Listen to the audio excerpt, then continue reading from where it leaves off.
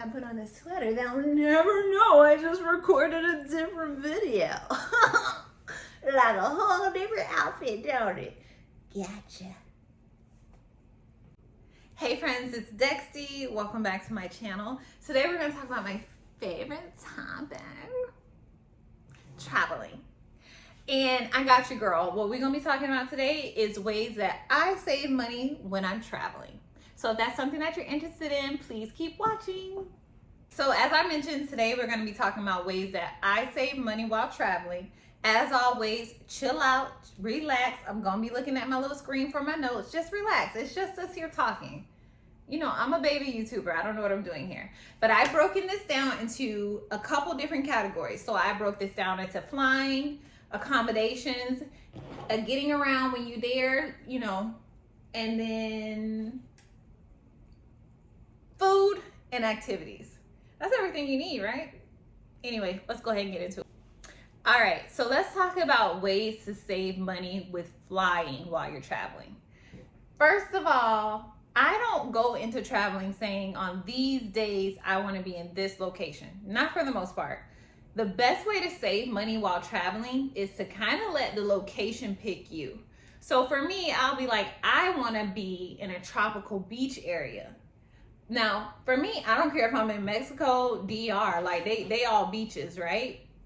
If I'm just trying to save money. So I go on Google Flights and I just, you know, put general dates and, you know, filter it down to like little Caribbean areas, places with water, stuff like that. And then I pick the flight or where I'm going based on the best flight that I can find. And the best flight can be a couple different ways. It can be about money.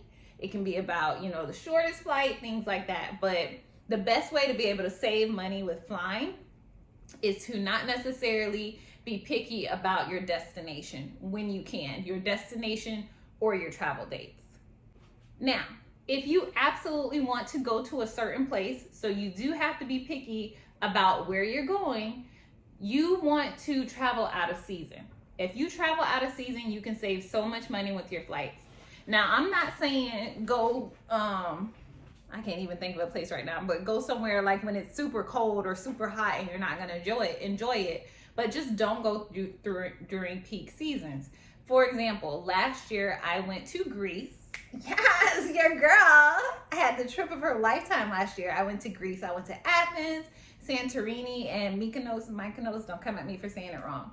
But I went out of season. I went at the beginning of June. And peak season for Greece is definitely not then. But with going out of season, I not only saved money on the flights, but it wasn't crazy packed there.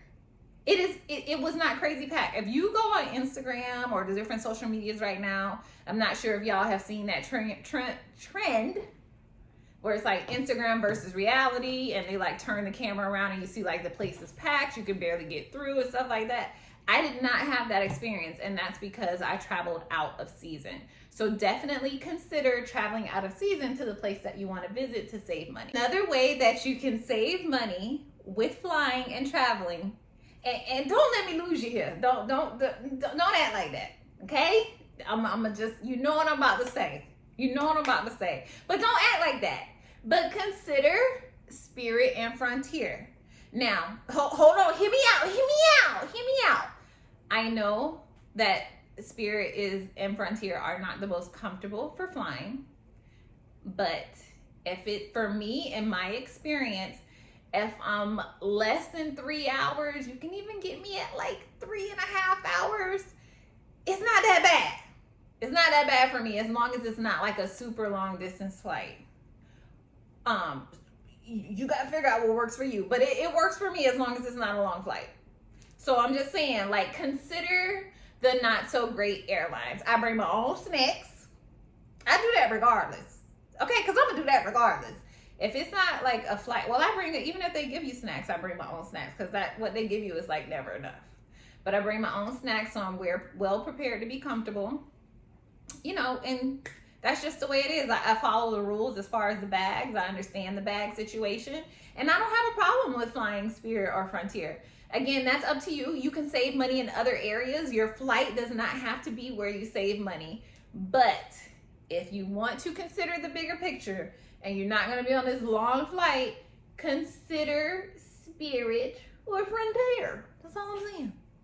My final thoughts on how to save money with flying is to be thoughtful about your outfits. Like, girl, you should be doing this anyway. That way you can slay and bring it for the gram and your TikTok or whatever. But be mindful with what you're packing, because if you do that, you don't necessarily need to be paying for a check bag. You do not need 3 pair of heels to be able to slay. Like, you can wear that same pair of heels like every night and be able to bring just your overhead bag. That's my experience. If it's a vacation and it's shorter than 7 days, I'm able to get it done on a carry-on bag. If y'all want me to do a video about how I pack and how I plan my outfits, I'm more than happy to do that. But you can definitely save money on flying by not checking a bag. And that is really easy to do depending on the duration of your travel, by being mindful and planning your looks. All right, so our next category is accommodations and how you can save money with your accommodations.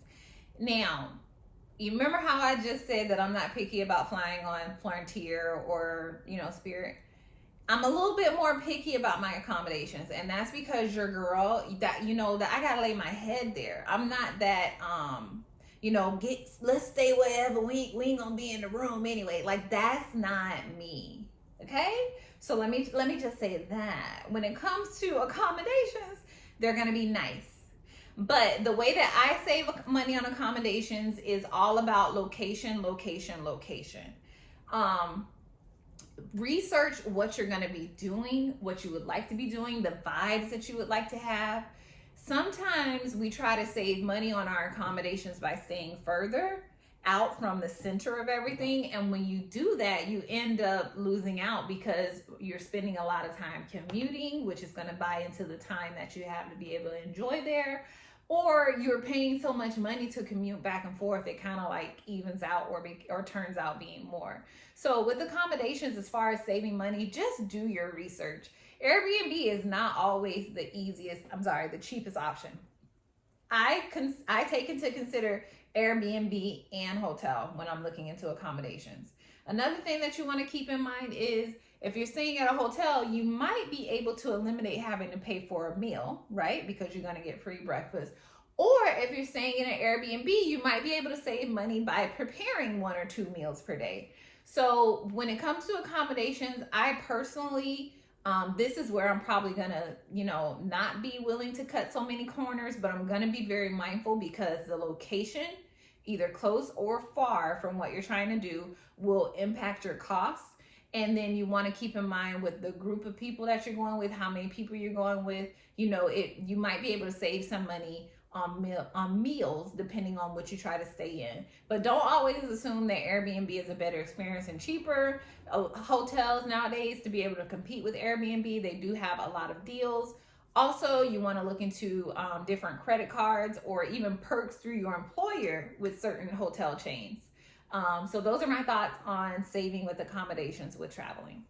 So let's talk about, once you got into the location, how you're going to be getting around. So before you leave, figure out the cheapest way to get from the airport to your Airbnb or hotel. You can spend a lot of money by just getting a taxi outside of the airport. If you're staying at a hotel, a lot of times they have like free shuttles that'll come and pick you up. So don't lose out on that benefit. They'll pick you up and bring you back to the airport. If you're staying at an Airbnb, a lot of times the host will have recommendation on the cheapest ways to get to and from the airport. So plan that before you leave, how you're going to get to and from the airport. Now, when it comes to just getting around when you're there, me personally, I love to walk. Now, don't click off the video. Don't click off the video. But I'm just saying, walking, as long as the weather is good, is a great way to actually experience and see where you are to be able to soak up the culture. You'll be surprised like how many cool little bars or like shops I've found just by walking the city. So when you are in your location, even before you go, if you can, like try to do your Googles and figure out how far where you're trying to go is from where you're staying. A lot of times you might be able to walk, and you won't miss out on being able to see something. So consider walking. Now, if you cannot walk, you need to figure out the difference between the local taxi versus the local Uber situation. One isn't necessarily always cheaper than the other. So go on whatever their equivalent of Uber is and figure out the price, and then walk out, go to a taxi and ask them how much. Right out there, you can save money by just doing that little bit of research to be able to figure out whether or not, which one's going to save you more money. If you're ever getting in a taxi, I don't care where you are, tell them where you want to go and ask them how much before you get into that taxi. You'd be surprised how many taxis will try to upcharge you because they just can, because you didn't ask how much it was going to be before you got in the taxi. So make sure you ask before you get into the taxi. Now, another option is public transportation, like the bus or whatever their local subway is, or even their local trolley system. I feel like us girls, especially like girls like me, I'm from Florida, we don't have a great public transportation situation. A lot of us who don't live in major cities that have great public transportation options, we look down on the bus or the subway or trolley because we're like, oh, it's gonna take me forever to get there. It's so dirty.